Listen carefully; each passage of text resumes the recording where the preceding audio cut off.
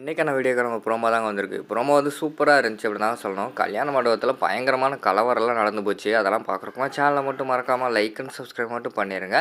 First எடுத்தோடனேயுமே வந்து நம்ம வள்ளியோட அப்பா இருக்காங்கள, அவங்க வந்து ரெண்டு கல்யாணத்தையுமே வந்து ஒரே முகூர்த்தத்தில் தான் நடக்கணும் அப்படின்னு சொல்லிட்டு அவர் முடிவெடுத்து வச்சுருந்தார்ல. அதுக்கு வந்து எதிர்ப்பு வர்ற மாதிரி தான் காட்டிக்கிட்டு இருக்காங்க. ஒரு கும்பல் வந்துட்டு அப்படியெல்லாம் நடத்தக்கூடாதுங்க, தனித்தனியாக தான் கல்யாணம் நடத்தணும், 2 முகூர்த்தத்தில் நடத்துங்க அப்படிங்கிற மாதிரி சொல்லிக்கிட்டு இருக்காங்க.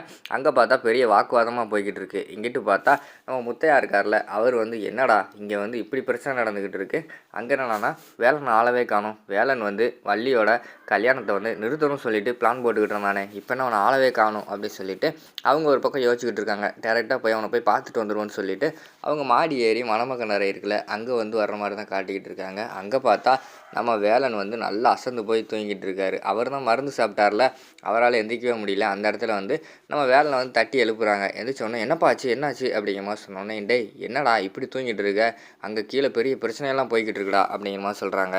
அப்பா என்னப்பா சொல்கிறீங்க, என்ன பிரச்சனைப்பா அப்படிங்கிற மாதிரி சொல்லிகிட்டு இருக்க மாதிரி காட்டுறாங்க. டேய் கீழே வந்து கல்யாணத்தை பிரித்து நடத்துகிறதா முடிவெடுத்துக்கிட்டு இருக்காங்கடா, வேறு முகூர்த்தத்தில் வந்து கல்யாணம் நடக்க போகிறாங்க, வா வள்ளியோட கல்யாணத்தை நீ எப்படி நிப்பாட்டுவா, ஒடியாமல் கீழே வா அப்படிங்கிற மாதிரி சொல்லிவிட்டு அவங்க வந்து கீழே வந்து வேலனை கூப்பிட்டு போகிற மாதிரி தான் காட்டிக்கிட்டு இருக்காங்க.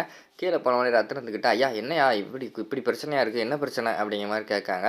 வேலா இங்கே பாரு, இவங்க வந்து கல்யாணத்தை வந்து தனித்தனியாக நடத்தணும்னு சொல்லிக்கிட்டு இருக்காங்க. நான் ஆல்ரெடி வந்து ரெண்டு பேரோட கல்யாணத்தையும் வந்து ஒரே முகூர்த்தத்தில் தான் கல்யாணம் நடத்தணும்னு சொல்லிக்கிட்டு இருக்கேன், இப்போ என்ன பண்ணுறேன்னு தெரில அப்படிங்கிற மாதிரி சொல்லிக்கிட்டு இருக்காங்க.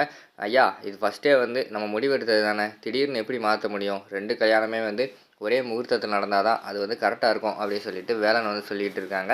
அதை சொன்னால் தான் கேட்க மாட்டேங்கிறாங்களே அப்படின்னு சொல்லிட்டு அவங்க சொல்லிக்கிட்டு இருக்காங்க. அங்கிட்டு பார்த்தா ஒரு குரூப் வந்து அப்படியெல்லாம் நடத்தக்கூடாதுங்க, தனித்தனியாக தான் நடத்தணும், இன்றைக்கி ஒரு கல்யாணத்தை நடத்துக்கோங்க, இல்லைன்னா சாயங்காலம் நடத்துங்க, இன்னும் நாளைக்கு கூட இன்னொரு கல்யாணத்தை நடத்துங்க அப்படிங்கிற மாதிரி சொல்லிக்கிட்டு இருக்காங்க.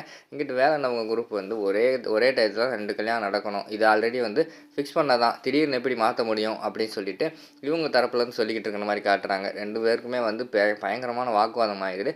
அந்த நேரத்தில் ரத்தினம் வந்து இடையில புகுந்துக்கிட்டு ஏய் அமைதியாக இருங்கப்பான்னு சொல்லிட்டு எல்லாத்தையுமே அமைதியாக்கிடுறாரு. வேலா இங்கே பாரு, இவங்க எல்லாருமே வந்து தனித்தனியாக ஒவ்வொரு கருத்தை சொல்லிக்கிட்டு இருக்காங்க. எல்லோரும் முன்னாடியும் போய்கிட்டு நான் வந்து இதை பண்ணுங்க அதை பண்ணுங்கன்னு சொல்ல முடியாது, என் பேச்சை நீ கேட்ப, அதனால் வந்து நான் உன் மேலே வச்ச நம்பிக்கையில் சொல்கிறேன், தயவுசெய்து வந்து எல்லோரும் மாதிரி வந்து நம்மளும் கல்யாணத்தை தனித்தனியாக நடத்திடுவோம், அதான் நல்லது அப்படிங்கிற மாதிரி சொல்லிக்கிட்டு இருக்காங்க.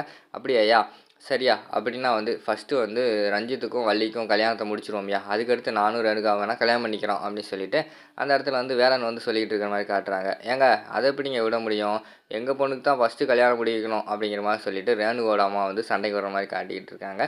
திருப்பி அந்த இடத்துல வாக்குவாதம் பயங்கரமாக போய்கிட்டு இருக்கு. நிப்பாட்டுங்க அப்படின்னு சொல்லிட்டு நம்ம ரத்தினம் நிப்பாட்டி வச்சுட்டு அதிரடியாக ஒரு முடிவு எடுக்கிற மாதிரி காட்டுறாங்க. அதோட பார்த்துக்கிட்டிங்கன்னா அந்த ப்ரோமோ வந்து முடிச்சிடுறாங்க.